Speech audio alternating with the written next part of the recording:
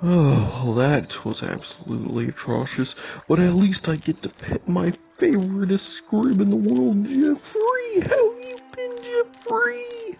Oh, Jeffrey. What's up, Frostro Bros? Welcome back to the old Morrowind playthrough. You noticed anything slightly different with the mic?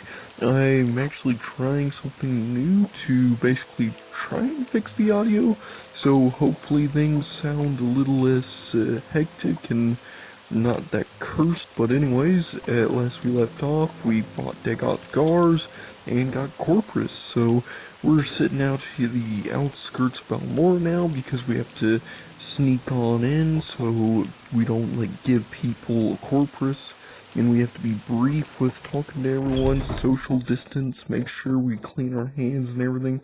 You know, just the same old stuff you have to deal with COVID, you gotta deal with Corpus.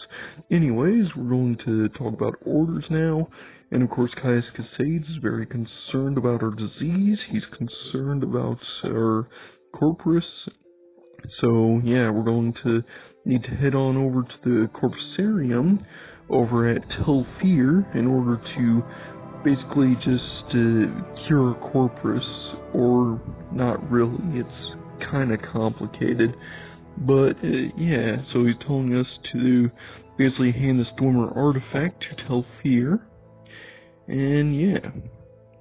We're of course getting a good bit of gold and some rising potions. And the reason for all this stuff is so that way we can head all the way out to... Well, it looks like it's not marked on my map. Okay, I think I missed a dialogue option somewhere. Hang on, let's head on back in.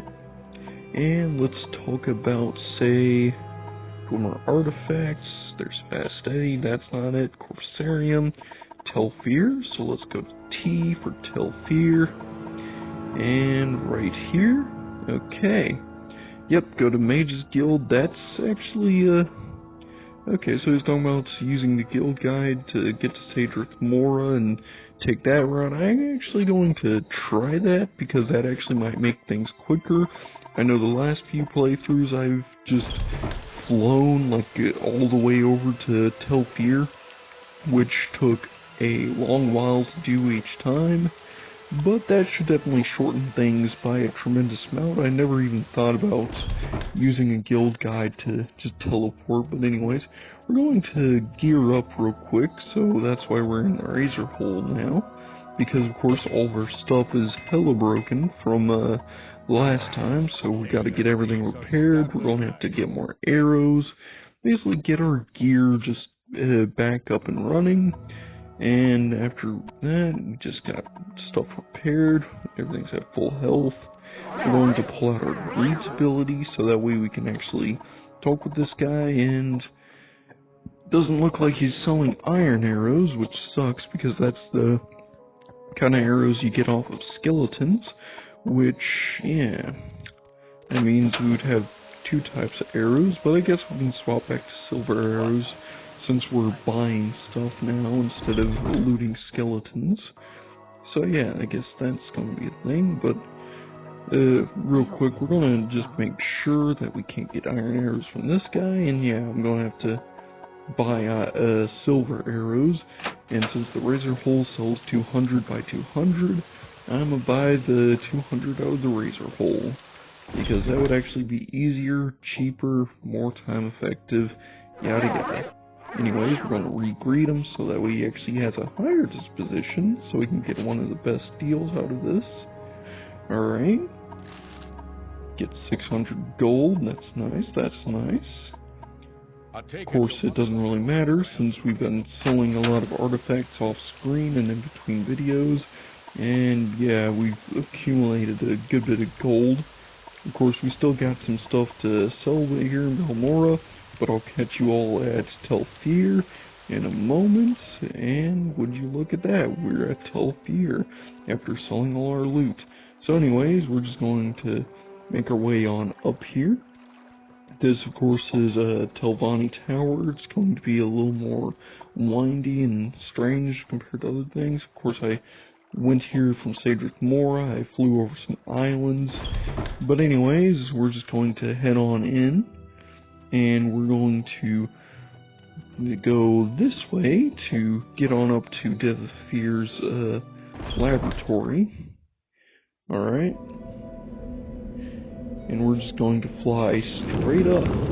Like, literally you need levitation in this game in order to actually get anywhere. Either that, or you could do what I've done on my Telvanni playthrough, and just get a really powerful jump spell, and every time you have to go up a Telvanni tower, you just jump up the entire tube. You just superpower yourself and just whee, all the way up the tube. But anyways, we're just going to talk to this guy after charming him. We're going to sell him, we're going to give him our little gift here that Kai's Casades gave us. That's going to raise his disposition, and of course allow us to basically talk about the divine disease and whatnot. And of course this guy has a bit of dialogue options. I'm again going to go through them. Y'all can pause at any point to read through. But anyways, basically this guy's whole premise, he has like daughter wives that he made in jars by I'm not quite sure, but apparently his DNA and magic, so I could only imagine him getting a jar and doing peculiar things inside the jar and then casting some sort of conjuration spell on it or whatever, and then voila, he has a bunch of daughter wives now, which is as bad as it sounds. But yeah, apparently the reason why they're daughter wives is because of the mistranslation from Dunmary to Tamrielic, which basically means that wife has the same meaning, but not really. Like, Dunmary wives are more tools, I think. I think that's how it works. Like, I couldn't quite figure out what all it really meant, but either way, it's as screwed up as it sounds, no matter what. But anyways, we're going to basically talk about Corpus and everything, and of course he's going to tell us that we have to get a potion. The way we do that is we're going to have to go down to the Corpusarium and talk with a guy named Yagrum Bargrum. And of course that just seems perfectly normal. We just have to go and find a Corpus patient. But of course there's a little bit of something with Yagrum Bargrum. We're going to of course rest up before we go down to the Corpusarium, because we need to basically be as prepared as possible.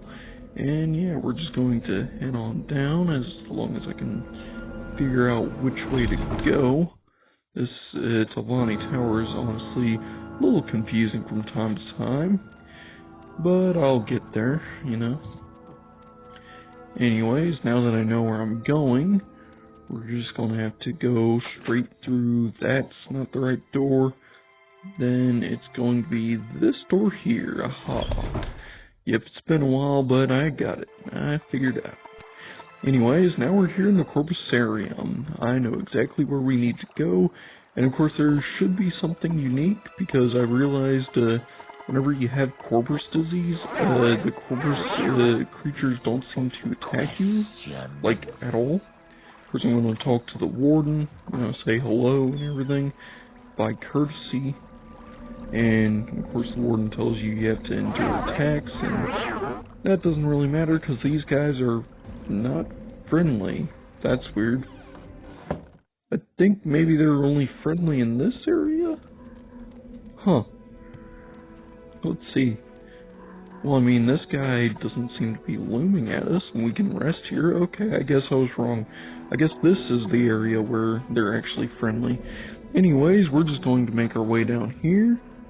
And I'm going to have to try and figure out where to go. Here it is! Alright, so this here, right up ahead, is the patient. And as you can see, he looks a little different from most other people. That's because this patient right here is the last living Dwemer. That's right, guys. You can say hello to a Dwemer. Of all people in Morrowind. Yeah. So if that was something you were super curious about in any of the other Elder Scrolls games like Oblivion or Skyrim, guess what? You can say hello to a Dwemer in Morrowind. All you have to do is boot up the game and go through the main quest. And you could have paused any of the quotes there or whatever. Basically, he has theories that while he was in another dimension, he didn't disappear, but everyone else was sent to another dimension, which is why he wasn't sent to another dimension, because he was already in another dimension. Like, he has a few theories, but that's essentially the one that makes the most sense. It was just a huge interdimensional drift whenever Kagrenac used the tools on the Heart of Lorkhan. But anyways, we talked to him mostly just to get some boots, and of course the wizard sends us down here to essentially get a taste of what the Plunder the Dungeon minigame is like. Because there's actually a whole minigame down here in Morrowind all about just plundering that dungeon.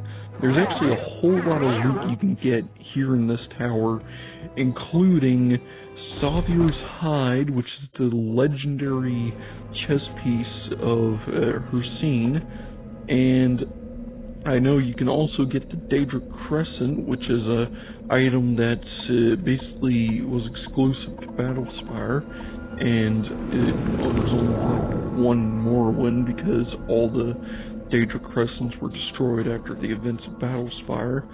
And then there's like a few more objects that are pretty unique. For instance, right next to the dwarf is Bolendrung, but Bolendrung doesn't really have anything unique about it. It's literally just a mundane hammer, a mundane Dwemer hammer called Bolendrung.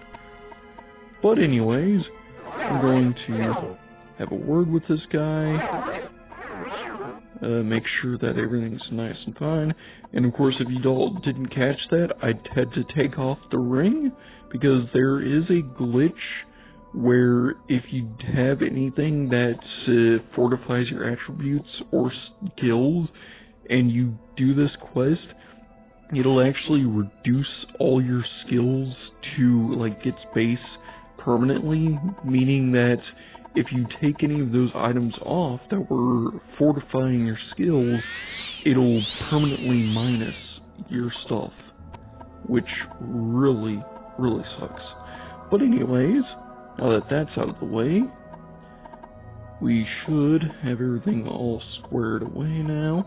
Should be able to re-equip the ring, and of course we're also immune to all the sorts of diseases, so these potions are kind of useless. Let's re-equip our ring, and we actually have the fortified strength and endurance of Corpus. That's weird. But anyways, that's all for the video. Catch y'all in the next one.